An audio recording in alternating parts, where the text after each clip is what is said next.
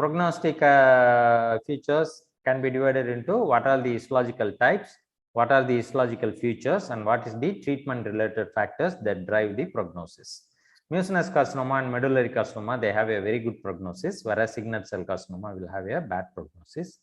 If any tumor shows perineural invasion, lymphatic invasion, intra or extramural vascular invasion, or tumor deposits and tumor budding, again it's a bad prognosis. Please remember these histological features. That's why you have to look them, and when you use the CAP protocol, all of them are part of the CAP protocol. They carry a bad prognosis.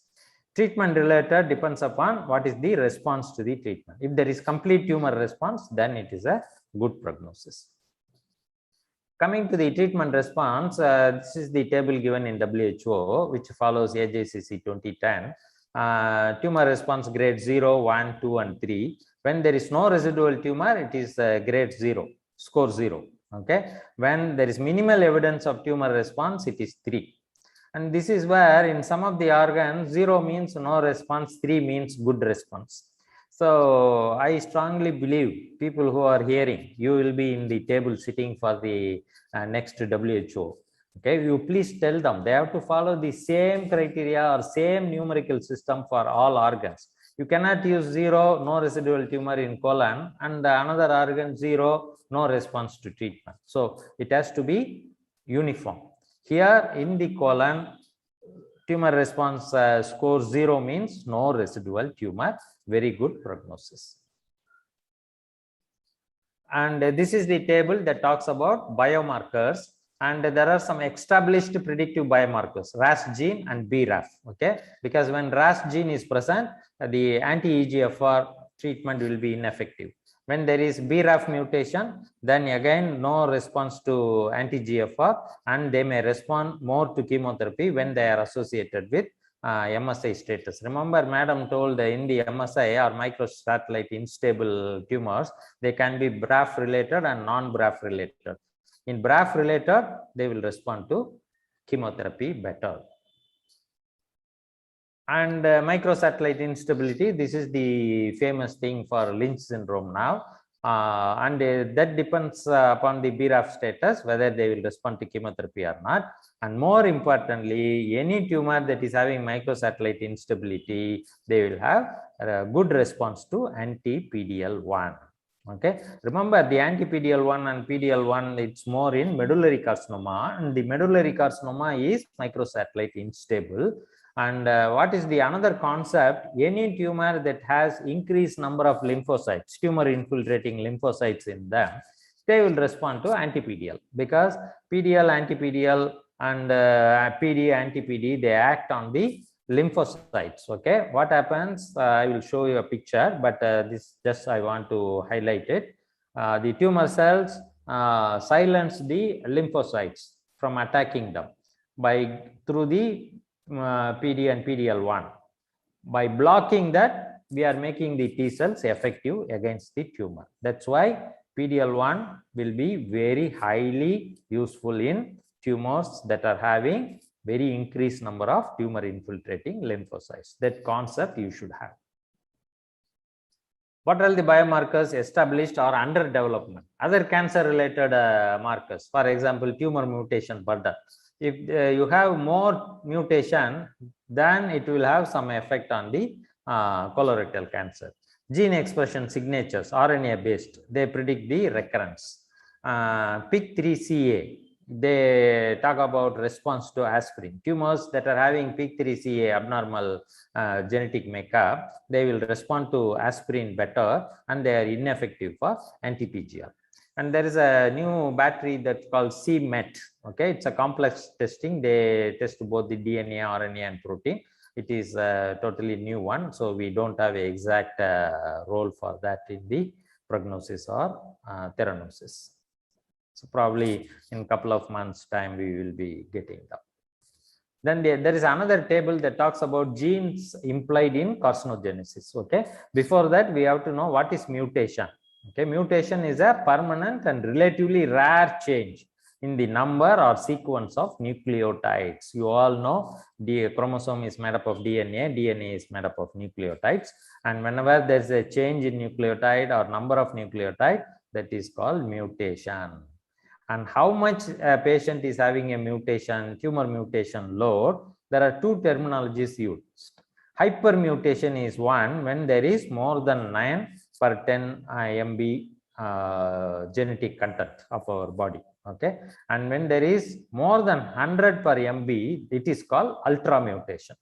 And ultra mutation is always associated with the polymerase epsilon. We all know MMR is associated with DNA repair. The polymerase epsilon also involved in DNA repair.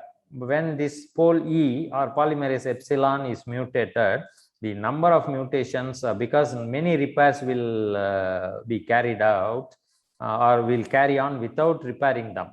Okay, because pole E is not functional. So it is known as ultra mutation, where there is more than 100 per MB.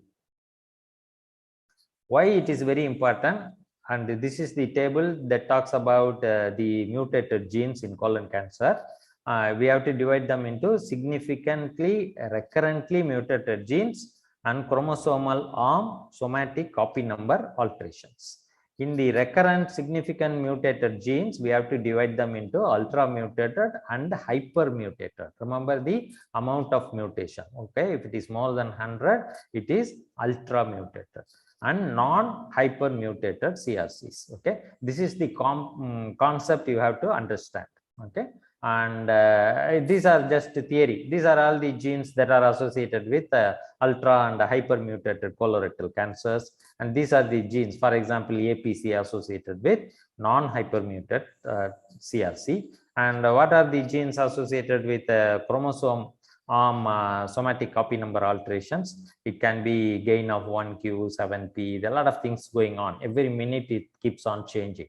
But the concept you have to remember is the mutation should be, the gene should be divided into significantly and recurrently mutated genes or chromosome on somatic copy number alterations. In the mutated genes, we have to know what are the ultra mutation and hyper mutated genes, and what is the non-hyper mutated colorectal cancers. Because there are a lot of treatment differences. That's what they are dividing. Remember, I told you, whenever you are dividing and whenever you are splitting your hair, there should be some response to the treatment for the patient. It should be patient-centered. If there is no use for the patient, please don't worry about it. And this is the last table that talks about the syndromes. It is 15 right now, maybe 16 in next to 5 minutes. I don't know, but I am definitely not going to read all these things. I just want to tell you there are 15 syndromes that are associated with colorectal cancer. Okay, these are all the 15 syndromes that are available in the Blue Book. So that's all about WHO 2019. Now we are going to see what are all the challenges in colorectal cancer reporting. There's a very nice article in July 2019, Archives of Pathological, I'm missing that, Archives of Pathology and Lab Medicine. It talks about review of current challenges in colorectal cancer reporting. Why we have to know that? Before that, I just want to go through the TNM staging, current TNM staging for the colon cancer. You all know T is for tumor size, N is for nodal status, and M is for metastasis. TIS is carcinoma in situ confined to the mucosa. T1 going into the submucosa. T2 going into the muscularis. Up to here, there is no problem. Whereas in T3, it's beyond muscularis going into the serosa. There is no boundary between muscularis and serosa. Okay, and 4 is more difficult. It can be involving the visceral peritoneum, T4A, or it can be going into the and adherent to the adjacent structures, where it is T4B. The difference between T3 and T4A is very, very important, and it's one of the challenge. Coming to the lymph nodes, when there is a 1 node involvement, it is N1A, 2 to 3 nodes N1B, 4 to 6 nodes N2A, and 7 or more nodes N2B. And there's another thing you have to know, that is about tumor deposit. We will be seeing it in a minute. But when you see tumor deposit, these are all non-lymphoid deposits away from the primary tumor. It is marked as N1C, when it is there without any lymph nodes. But once you get the lymph node metastasis, don't worry about the tumor deposits. Okay, tumor deposits are very important when there is no nodal involvement. That understanding is very, very important. Coming to the M status, M0 no metastasis, M1 divided into A and B. When there is single metastasis to one side, it is M1A. When it is multiple metastasis, then it is M1B. There is peritoneal metastasis. Okay, metastasis to the peritoneal surface, either by itself or with M1A or M1B, then it will become M1C. Okay, and the challenges here are in assessing the total mesorectal excision specimen. Okay, as I told you, T3, T4A, very important. And then the radial margin of the colon cancer. And what is the radial margin and what is the serocell involvement? We will see it in 1 minute. Okay, and then there are some challenges in the lymph node and some challenges in stage 2 where we have to use the risk stratification. Okay, and what are they? The serocell involvement can be assessed by gross histology or elastic lamina invasion. You just keep them in mind. We will be talking about it in detail now. And in the lymph nodes, we have to say how many lymph nodes we received, what is the yield of the specimen, lymph nodes in a particular specimen, how to visually enhance the number of lymph nodes, what is the isolated tumor cells and micromats, and what do you do when you see acellular mucin in a lymph node, and what are the concept about tumor deposits. These are all the challenges in the lymph node.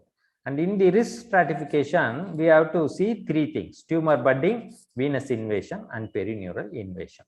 So these are all the master slide for the challenges in reporting the colorectal cancer. I like you to take a shot of this. Why these are challenges in CRC reporting? For stage 1, P2, PT2, N0 or better, no adjuvant chemotherapy. Surgery is the treatment of choice. On the other hand, for stage B to 4C, it's a relatively advanced, T4A, N0 or worse, you have to add the adjuvant therapy. Okay, so here stage 1 only surgery, 2B to 4C surgery plus adjuvant therapy. And you see the gap in between stage 2A, we don't know what to do these patients. Okay, these are twilight zone.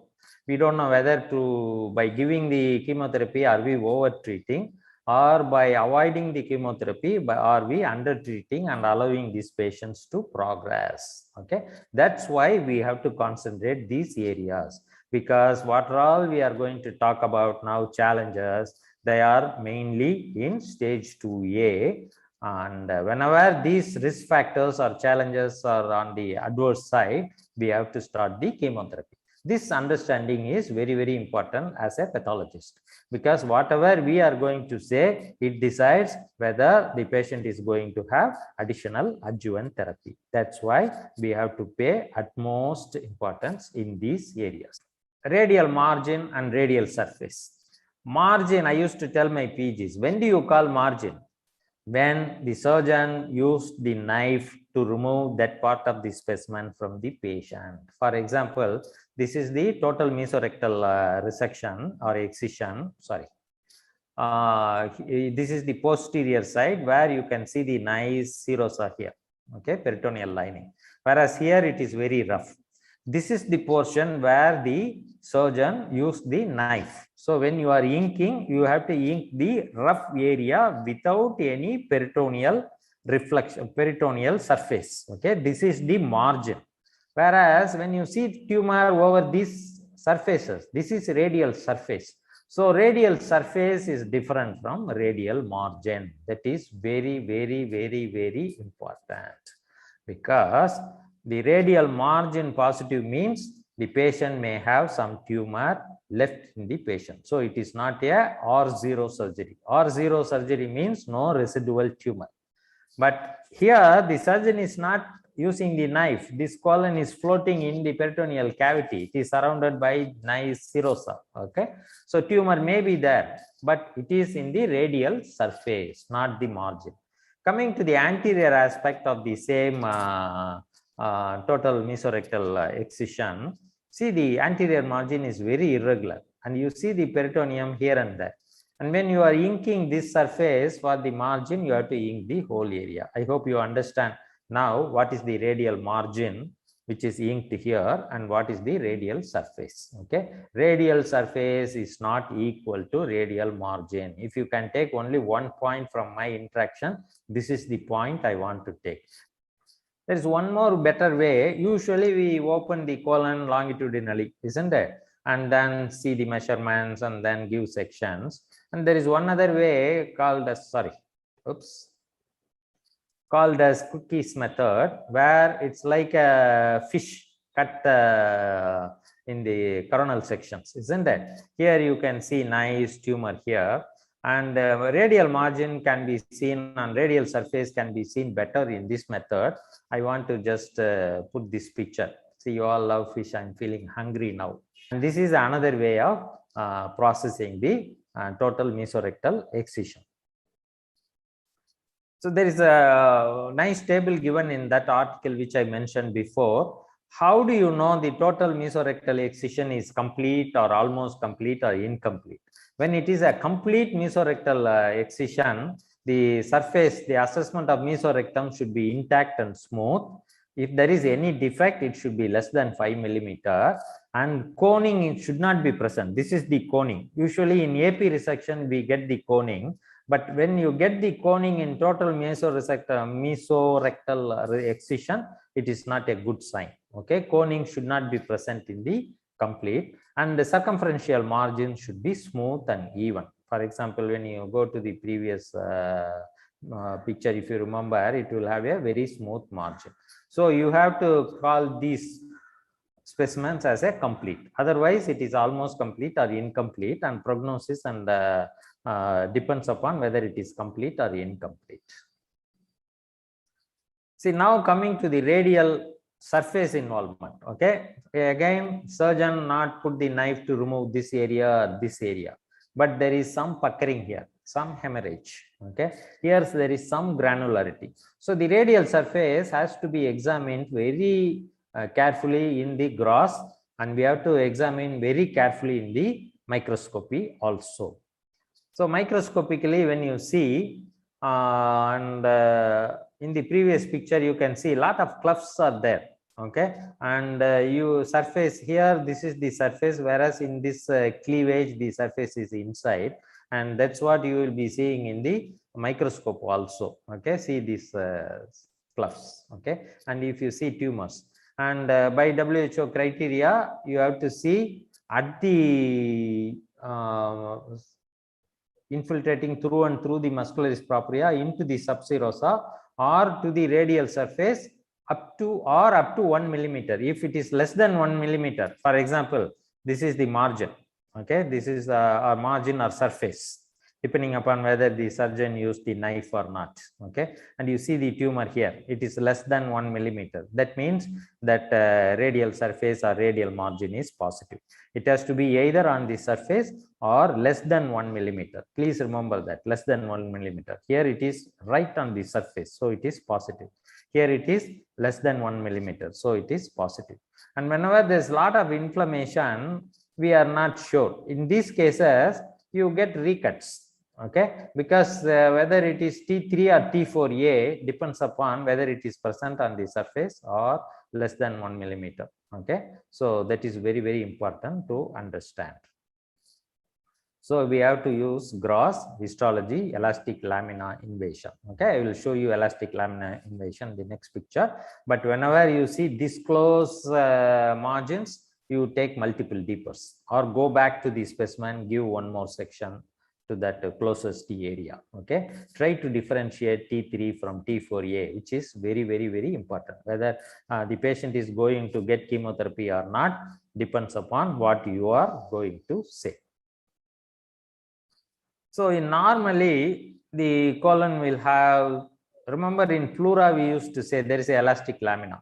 Okay, in between the muscularis propria and the serosa, we have the elastic lamina. Okay, and when the elastic lamina is breached and the tumor cells are gone beyond that, the prognosis is bad. And that's why some people do the elastic stain. all the people from UK, United Kingdom, they do elastic stain and they order the elastic tissue even when they are giving sections. For example, slide section block A4, closest radial surface or margin, excuse me, they will ask for elastic tissue in that. Okay, so in normally you see the peritoneal elastic lamina parallel to and just beneath the serosal surface. Okay, and when there is elastic serosal surface is breached, then it will become T4A. Okay, so breach in elastic lamina usually associated with worst outcome. Even though it's very easy to get a very nice picture in Google, in real life it's very difficult. Okay, and in United States they are not doing that much of elastic tissue, whereas in United Kingdom they do a lot of elastic tissue to differentiate T3A from T4 T stage.